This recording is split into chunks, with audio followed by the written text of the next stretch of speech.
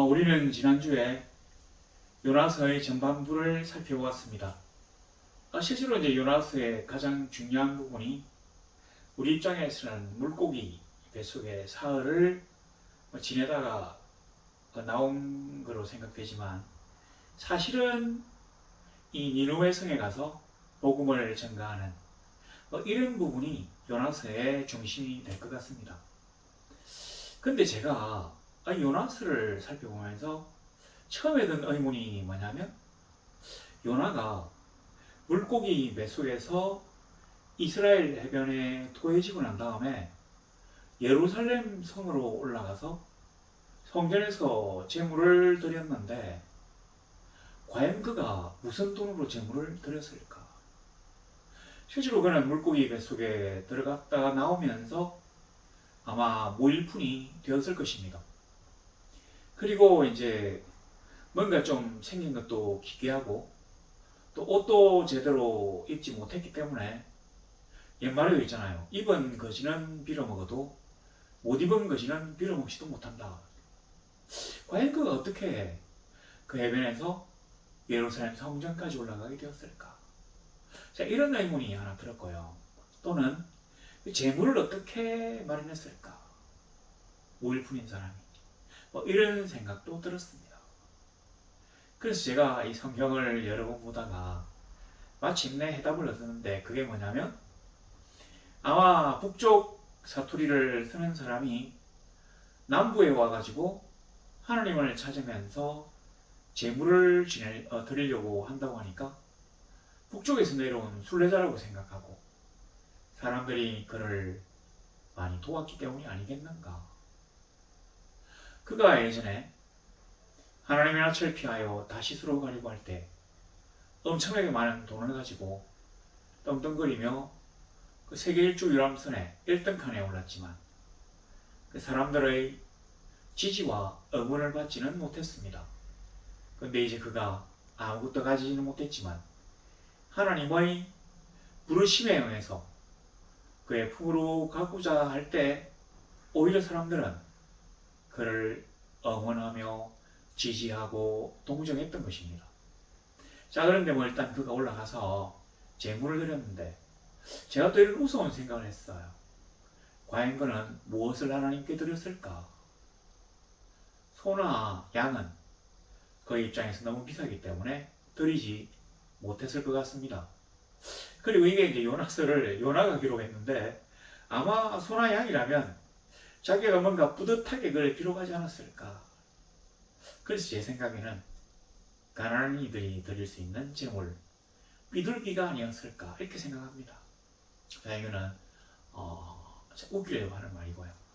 물론 그리고 난 다음에 그가 이제 하나님의 드린 그 소원의 약속대로 제물을 드리고 난 다음에 어디로 갔는지를 알지 못합니다. 여기 보니까 여호와의 말씀이 두 번째로 요나에게 임하니라 이렇게 돼 있는데, 이 2장과 3장 사이에, 그러니까 물고기 뱃속에서 토해져 가지고 예루살렘 성전에 가서 제물을 드리고 난 다음에 두 번째 여호와의 말씀이 임하는 그 사이가 한두 달이 아니고 수년이 흘렀다고 하는 얘기입니다.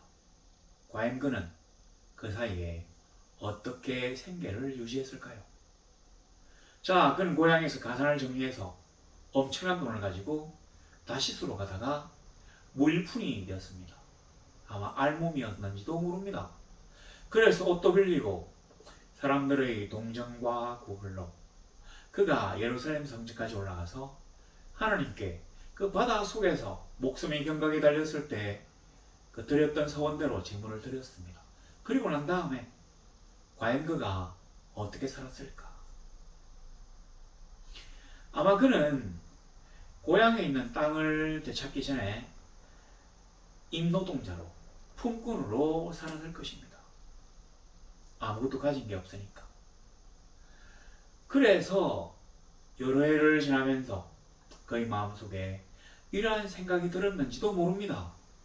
그 옛날 내가 하나님의 낯을 피하여 세계 일주를 하는 그 거대한 배 1등 칸에 타고 다시스로 도망갈 때 여호와의 번개창이 나를 방해해서 내가 그때 물속에 들어가서 바다 끝까지 내려가서 물고기 뱃속에서 3일을 있다가 하나님께서 나를 살려주셔서 다시 이곳으로 왔다.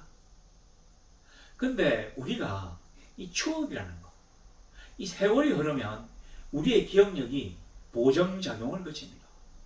그러니까 뭐 좀 슬픈 글을 또 비장하게 만드는 거예요.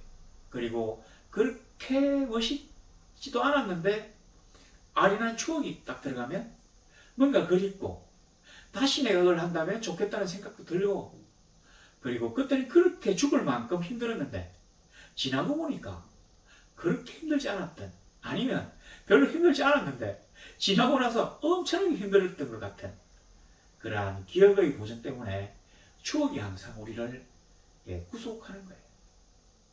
아마 요나도 더 이상 하나님의 선지자가 아닌 이 세상에 평범한 사람으로 살아가면서 그 옛날 자기가 하나님의 부르심을 받고 그 부르심을 거역하고 도망갔을 때 일었던 일을 곰곰이 생각했을지도 모릅니다.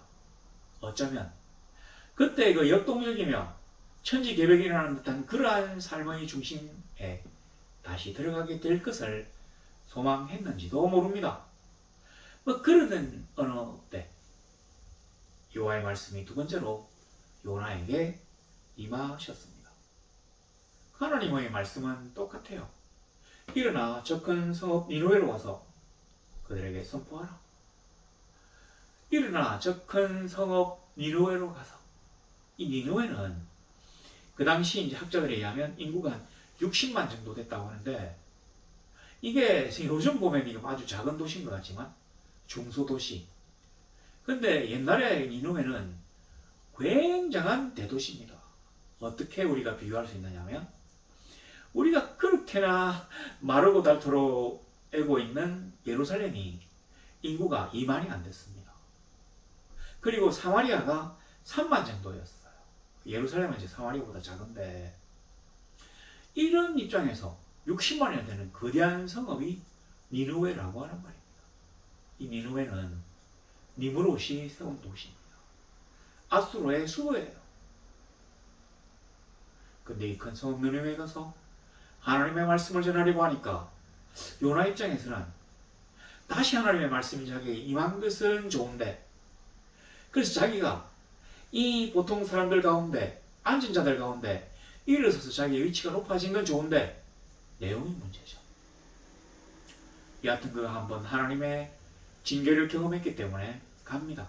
가는데, 자, 우리가 이제 진짜 오늘 그 말씀의 가장 키포인트 뭐냐면, 자, 보면 요나가 이제 가요. 가는데 잘 보시니까 3절 밑에 보세요. 니느웨는 사흘 동안 걸을 만큼 큰 성읍이다. 니느웨는 사흘 거리였단 말입니다. 그러니까 니느웨 성을 구석구석 돌아다니면서 복음을 전가하려고 한다면, 그러니까 회개가 바로 이 복음이에요. 복음 전파. 복음을 전가하려고 한다면 사흘이 걸리는 거리입니다. 이 성이. 근데 사흘이 걸리는 거리를 4절 보니까 요나가 그 성읍에 들어가서 하루 동안 다니며 외쳐 이르되, 요나가 사흘 거리의 성을 들어가가지고 사흘을 외쳐야 되는데 자기는 하루 동안 외쳐요. 어떻겠습니까? 성을 한 바퀴 돌면 사흘이 걸리고, 성을 이 거리 저 거리를 다 다니면 사흘이 걸린다고 한다면, 요나는 쉽게 말해서 서문으로 들어가서 동문으로 나왔다는 얘기죠. 그냥 성의 이문에서 저문으로 큰 길을 걸으면서 회개하라. 회개하지 않으면 40일 후에 하나님의 징계가 너에게 임해서 이 성이 무너질 것이다. 그러면 다 죽을 것이야. 이렇게 얘기한 게 아니라 뭐라고 얘기합니까? 40일이 지나면 니느웨가 무너지리라. 그러니까 요나는 회개하라, 너희의 악을 그만두라, 이렇게 적극적으로 얘기한 게 아니라 사실만을 전달합니다. 40일 이후에는 이 성이 무너질 것이다. 그 얘기만 해요. 여기는 가치 중립적인 말입니다. 뭐 때문에 이 성이 무너지는지, 도대체 이 성이 무너지지 않으려면 어떻게 해야 되는지에 대한 설명이 전혀 없습니다. 그렇게 외쳐요. 왜냐하면 요나가 아직까지도 이 니느웨 사람, 아수르 사람들에 대한 원망과 불평, 그리고 혹시라도 이 사람들이 회개함으로 하나님의 진노를 피할까 싶어서 겁이 났다는 거죠. 그러니까 일절 어떤 피할 수 있는 방법을 얘기하지 않고 40일 후에 이 성이 무너지겠다고 하는 사실만을 전달했다는 말입니다. 근데 정말 놀랍게도 이 단순한 얘기를 들은 니느웨 사람들이 통회하고 자복하고 금식을 선포하고 머리에 죄를 이고 하나님께 부르짖기 시작했다는 말입니다. 놀라운 일이죠. 실제로 제가 이 니느웨 사람들이 하는 행동을 보고는 이 니느웨 사람들이 그렇게 잔인하고 그렇게 포악하지만 그 당시 세계를 제패한 강대국이 될 수 있었던 이유가 바로 여기에 있구나. 뭐냐면 아니라는 생각이 들면 할 때는 한다는 겁니다. 이게 아니라는 것을 알게 되자마자 즉각 자기의 행동을 그만두고 하나님 앞에 무릎 꿇고 회개할 수 있었다는 얘기예요. 약소국은 그렇게 하지 않습니다. 패망할 날은 그렇게 하지 않아요. 어떻게 하는데요? 이렇게 하면 하나님의 진노를 피할 수 있겠느니 아니느니 말도 안 되는 서로 막 감론을박하다가 시간이 지나면 허지부지 되고 거치는 거예요. 언제 그렇게 자기들이 싸웠더냐는 듯이 일상생활 이전의 자기들의 그 포악한 행동으로 돌아가는 겁니다. 그리고는 하나님이 주신 마지막 기회를 놓치고 일거에 박살이 나는 게 바로 약소국의 특징입니다. 근데 이 니느웨 사람들은 그러지 않았어요. 자, 이제 그런데 왜 사흘 거리를 하루 동안 갔느냐 하는 데 대한 다른 해설이 있습니다.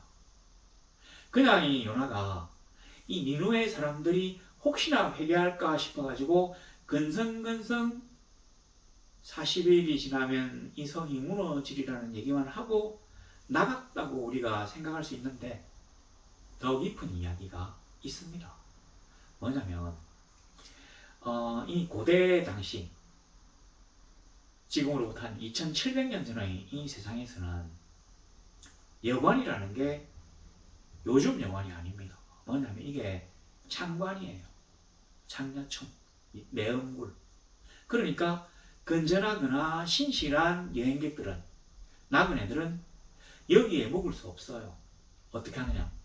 우리 소돔과 고모라에서도 나왔다시피 그 여행객들은, 나그네들은 거기 이제 성문 앞 광장에 서가 있는 거죠. 누가 자기를 초대해 주기를 바라면서. 그러면 이제 하루 일을 마치고 집으로 돌아가는 사람들 중에 또 손님 대접하기를 즐겨하는 이들이, 하나님 앞에 신실한 이들이, 고대의 전통과 법을 제대로 따르는 이들이 그 손님들 자기 집으로 초대해가지고 그러면 식사를 제공하고 또 잠자리를 제공하고 그 다음날 떠나게 됩니다. 근데 이 중동 지역에 뭐 유대인들도 마찬가지였지만 이방인들과의 식사가 아주 큰 문제를 초래해요. 식사는 니하고 내하고 친구다, 동맹이다, 한편이다, 당신이 나의 손님이다, 이 얘기입니다. 그 롯이 천사들을 보호하기 위해서 어떤 일을 했는지 우리가 알고 있습니다. 그러니까 손님 역시도 그 주인의 후의에 보답하기 위하여 그와 목숨을 서로 지켜주는 그러한 관계에 들어가게 됩니다. 실제로 그 아이반 호우라고 하는 그 중세 기사 소설에 보면 있잖아요. 이 원수가 와가지고 식사를 같이 하려고 하는데 음식을 입에 집어넣기 전에 죽이거든요. 왜냐하면 이 사람이 일단 나의 음식을 먹게 되면 손님이 되기 때문에 내가 그걸 해야 할 수 없다고 합니다. 그래서 아브라함도 손님 대접하기를 그렇게 즐겼다 아닙니까? 손님이 된다는 것은 당신이 우리 집안에 들어왔으니까 내가 당신의 생명을 보호하겠습니다. 그럼 손님은 당신이 나를 이렇게 후대했으니까 나도 당신을 위하여 최선을 다하겠습니다 하는 약속이 성립되는 겁니다. 근데 요나가 만약에 이제 어떤 집에 자기는 뭐 창관에는 못 가니까 어떤 사람의 집에 들어가서 묵어야 된다고 생각해 보세요. 사흘 그리려면 2박 3일이에요. 그리 큰 성에 들어갔다 나왔다 하기 곤란하니까 그 성에서 묵고 그 다음날 전하고 그 다음날 또 묵고 2박 3일이니까 적어도 2번을 니느웨 주민들하고 개인적으로 관계를 가질 수밖에 없게 되는 것입니다. 그러니까 그 사람 집에 가서 내가 그 사람에게 음식을 대접받았어요. 잠자리를 제공받았어요. 저 사람의 손님이 되었어요. 그런 나를 지극히 환대했습니다. 그런데 저 사람이 까맣게 몰라가지고 이 하나님의 진노에 멸망당할 걸 내가 알면서 얘기할 수가 없잖아요. 얘기 안 할 수가 없잖아요. 그러니까 얘기를 하는 거죠. 그게 싫은 거예요. 그리고 이 사람이 만일에 뭐 그냥 그 말을 안 듣고 끝까지 이 성에서 내가 버티겠다고 한다면 그냥 이 성이 저 사람 때문에 하나님의 심판 계획을 자기가 가로막아야 될 거 아니에요. 하나님 앞에. 하나님 이 성을 갖다 좀 용서해 주세요. 제가 대접받은 아무개가 이 성에 사는데 다리가 불편한 노모를 모시고 있기 때문에 성 밖으로 피난을 안 가려고 하는데 하나님 저 사람의 목숨을 살려주세요 라고 하게 된다면 어쩌면 하나님이 그걸 기가로 이 니느웨 성에 대한 징벌을 멈추거나 보류할 수 있거든요. 실제로 하나님은 사실 이 니느웨 성을 멸망시키려고 생각하지 않았던 거예요. 그러니까 40일을 여유를 두잖아요. 이 40일은 그냥 40일이 아닙니다. 예수님의 금식기간이 40일이잖아요. 이거는 진짜로 사실은 그 인간에게는 어느 정도 불가능한, 그러니까 닥치는 것이 불가능한, 뭐 한 10일이나 20일쯤이라면 며칠 있으면 된다 이렇게 생각된다면 40일이라는 기간이 아주 많이 남았다고 인상을 우리에게 줍니다. 어떤 기간요? 성 안에서 성 밖으로 그 멸망에 휩쓸리지 않을 만큼 충분히 도망갈 수 있는 시간을 주시려고 하는 하나님의 뜻이었다고 하는 겁니다. 그래서 하나님이 너희가 내 말을 듣고 회개하지 않으면 앞으로 사흘 후에 이 땅을 멸망하리라 이렇게 하시지 않고 40일 후에 이 성이 무너지리라고 말씀하게 하셨다는 겁니다. 자, 우리가 또 생각할 게 있습니다. 요나가 아무리 그가 굉장히 뛰어난 선지자라고 해도 그가 그렇게 대충대충 하나님의 회개를 선포했는데도 니느웨 사람들이 어린아이에서부터 왕에게 이르기까지 심지어 짐승까지 금식하며 회개하도록 된 그 놀라운 사연이 뭔가 좀 거짓말 같습니다. 억지 같아요. 아니 이게 말이 돼? 그냥 그 얘기 듣고 사람들이 말도 아니다 이렇게 하는 게 당연한 것 같은데 그렇게 그 국적은 아니고 그 성적? 이 온 성이 회개하고 궁정에서까지 난리 난다 이건 말이 안 되는 것 같다 생각할 수 있는데 하나님은 결코 그렇지 않았습니다. 자, 하나님이 어떤 우리가 좀 감당하기 버겁다 싶은 일을 시킬 때는 그가 미리 이 일들을 이루시기 위하여 우리 앞서가셔서 여러 사람들을 이렇게 막 쑤셔가지고 그 도움의 손길들 다 배치해 놓으십니다. 그래서 우리가 하나님의 그 명령에 순종하기만 한다면 역사가 일어나도록 하나님 모든 세팅을 완벽하게 해놓으셨어요. 단지 우리가 그의 말에 순종하는 것만이 필요할 뿐입니다. 이 당시에 이제 어떤 일이 있었냐면 지금의 시리아 위쪽에 아라랏 산이 있잖아요. 그러니까 이 터키의 이 동남부 쪽에 아마 이 산지에 아라랏 산이 있는 모양인데 이 아라랏 산을 중심으로 한 이 아라랏이라고 하는 나라가 신흥 강국으로 떠올랐습니다. 근데 이 나라가 떠오르면서 밑에 아수르를 공격했어요. 그러니까 아수르는 지금 이 나라하고 지금 전쟁을 친다고 지금 정신이 없는데 사실은 좀 뭔가 이 전쟁이 장기화되면서 전쟁터에 가면 사람들이 막 죽잖아요. 거기다가 뭔가 좀 전쟁이 불리하게 돌아갔던 모양입니다. 계속 사람이 죽고 그러니까 이제 국민들이 뒤숭숭해졌어요. 그런데다가 그때 또 전염병이 막 돌아가지고 그 국민들이 엄청나게 죽었대요. 니느웨 성 사람들이, 그 성 안에 수거에 있는 사람들이 막 죽었대요. 거기다가 또 결정적으로 뭐가 있었냐면 개기일식이 생겨가지고 대낮에 막 캄캄해지니까 사람들이 진짜 난리가 났습니다. 도대체 이게 무슨 징조냐, 이 나라가 지금 망할 징조냐 하면서 사람들이 전부 다 떠들었어.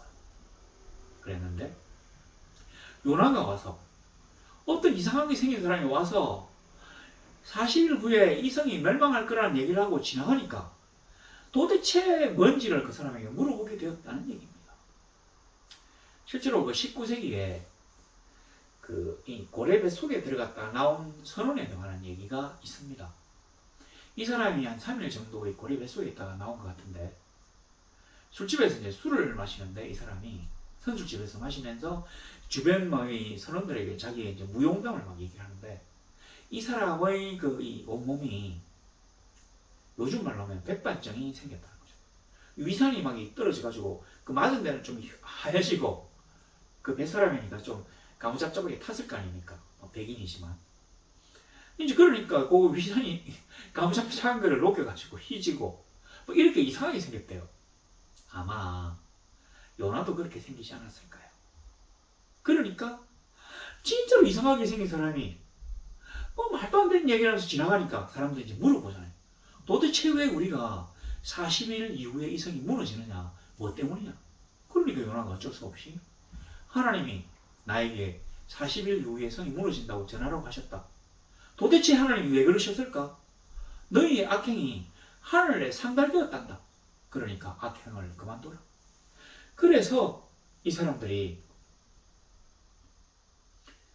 5절에 보니까 니느웨 사람들이 하나님을 믿고 금식을 선포하고 높고 낮은 자를 막론하고 붉은 베옷을 입은지라. 거의 니느웨 왕에게 들림에 왕이 보좌에서 일어나 왕복을 벗고 제위에 앉았다. 그리고 짐승도 못 먹겠대요. 그 짐승은 사실 무슨 죄입니까? 자, 그런데 잘 보시면 꼭 위에 보세요.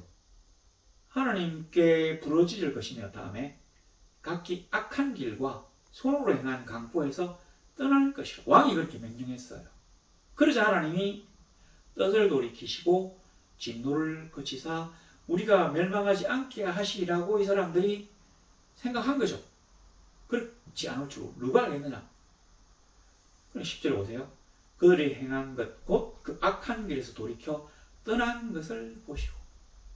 그러니까 주여 우리가 회개합니다. 우리를 용서해 주세요 하는 그들의 부르짖음을 들으시고가 아니라 왕이 제에 앉아가지고 그냥 정치인 쇼일 수도 있습니다. 백성과 짐승들까지 전부 다 금식해라고 하는 그 명령을 들으시고가 아니라 그들이 행악과 강포를 멈추고 제 위에 앉아가지고 하나님 앞에 잘못했다고 비는 그 모습을 보시고 용서하신 겁니다. 실제로 이거는 쉬운 일이 아닙니다. 그리고 잘 생각하면 저는 이제 요 근래 사람이니까 이 뭐라고 합니까? 요새 도시? 성곽 도시 안에 살고 있지 않잖아요. 그러니까 다른 저기 양산, 거기 대구, 울산, 광주나 서울, 대전 이런 데서 부산에 오기가 너무 쉬워요. 근데 니느웨는 성이잖아요. 이 성에는 성문이 있습니다. 특히 이게 이제 제국의 수도이기 때문에 왕이 사는 왕성이기 때문에 병사들이 아주 엄격하게 지킬 겁니다. 근데 그렇게 행색도 이상하고 이런 사람이 어떻게 이 니느웨 성문을 통과해서 성 안으로 들어갈 수 있었을까? 제가 이런 것도 참 의문이 들었습니다. 우리 하나님의 기적적인 역사가 있지 않고 난 다음에는 아는 다음에야 어떻게 이 요나가 성 안에 들어가겠나고요. 하수로 사람이 아니에요. 니느웨에 살지 않습니다. 그는 이스라엘 사람이에요. 아수르가 공격하고 있던 나라. 그러니까 지금 당장은 이스라엘에 대한 공격을 멈추고 아라락과 전쟁을 치고 있지만 아람과 이스라엘은 아수르의 정복 대상이에요. 그러니까 적국이란 말이에요. 교전국. 지금 당장 이렇게 싸우고 있지는 않지만 그런 나라 사람이 오는데 이 말투를 들으면 딱 알거든요. 근데 어떻게 그를 아무런 제지가 없이 어떻게 어떤 기기묘한 방법으로 그 거대한 성문을 통과해서 들어갈 수 있었느냐? 사실은 우리가 한번 생각해 보세요. 너 뭐 때문에 왔어? 하나님이 뭐 좀 말 한마디 전해서 왔습니다. 어떤 말인데? 40일이 있다가 이 성이 무너질 거라는 얘기를 꼭 전하라고 하셔서 제가 왔습니다. 너 얼굴이 왜 이래? 제가요 어쩌고 저쩌고 어쩌고 물고기 뱃속에 여러분 이래서 이렇습니다. 전염병이 돌면 안 되니까. 안 그래도 이 성 안에 지금 전염병이 돌고 있잖아요. 그러니까 어떻게 들어갔겠냐고요. 생긴 게 전염병 비슷하게 생긴 사람이 어떻게 들어갔을까요? 그래서 제가 하나님이 진짜 자기의 종을 위하여 미리 가셔서 그 어려운 길들도 다 뚫어놓으셨구나. 그 노쇠의 빗장을 끊고 우리의 길을 대로처럼 열리게 하셨구나. 하인 함정들을 메꾸시고 도움의 손길들을 비치하셔서 우리로 하여금 하나님의 일들을 감당케 하셨구나 하고 생각하게 되었습니다. 요나가 먹고 살기 많을 때는 하나님이 그에게 명령하신 것을 지키지 않았어요. 선지자의 그 소명을 받기 싫어가지고 도망을 가다가 잡혔어요. 그러나 그가 가진 게 아무것도 없고 오로지 하나님의 말씀만을 갖고 있기 때문에 그 일을 감당하게 된 것입니다. 뭐 여기 있어봤자 별 수 없으니까 하나님의 명령을 받고 니느웨로 간 것입니다. 그런데 하나님은 그 요나에게 엄청난 부를 허락하신 것은 아닙니다. 그러나 그로 하여 그냥 임노동자로 품꾼으로 그렇고 그런 수많은 사람들 중에 한 명으로 살다가 끝이 날 그 요나에게 찾아오셔서 하나님은 그에게 온 세상의 운명을 바꿀 수 있는 놀라운 사명을 주셨다는 말입니다. 그가 니느웨 복음을 선포함으로 말미암아 니느웨 멸망이 막아졌고 그러므로 말미암아 그 당시 그 중건동일 때 그 당시 세상 사람들의 그 천하가 아수르의 품에 들어가게 된 것입니다. 수많은 나라와 수많은 사람들의 운명이 그로 말미암아 바뀌었어요. 그는 놀라운 부는 소유하지 못했지만 세상의 운명을 바꿀 수 있는 놀라운 기회를 잡았다는 말입니다. 그가 개인적으로 물고기 뱃속에 들어갔다 나온 것보다 더 놀라운 일들을 그가 행하게 되었습니다. 원래 하나님이 이제 망하게 하시려다가 안 망했으니까 니느웨 백성들이 너 혹세무민했다, 유언비어를 날포했다, 이리와 해서 사형을 시켜서도 할 말이 없었을 거예요. 그런데 놀랍게도, 진짜로 놀랍게도 그 요나는 이 니느웨 성에 살았다고 하는 얘기입니다.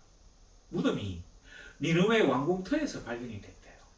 그리고 이 요나를 위하여 어마어마하게 거대한 모스크를 지어가지고 이스라엘 교도들도 요나의 거대한 어떤 이 무덤과 모스크를 만들어서 그를 선지자로 추앙하고 있답니다.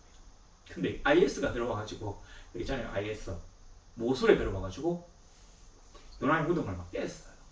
이게 아마 뭐 거대한 무덤인데 밑에 보니까 뭐 사람들이 막 있는 이 조각들이 쫙 이걸 막 깨고 있던데, 보세요. 그는 니느웨 사람들로부터 지지를 얻었습니다. 당신 때문에, 당신 덕분에 우리가 살 수 있었습니다. 당신의 하나님을 우리로 섬기겠습니다. 세월이 흘렀습니다. 지금 그 지역이 이슬람 지역이에요. 그런데 놀랍게도 그 이슬람 지역에 100만의 기독교도가 살고 있는 지역이 있습니다. 모술이에요, 모술. 그 모술 옆에 있는 곳이 바로 니느웨입니다.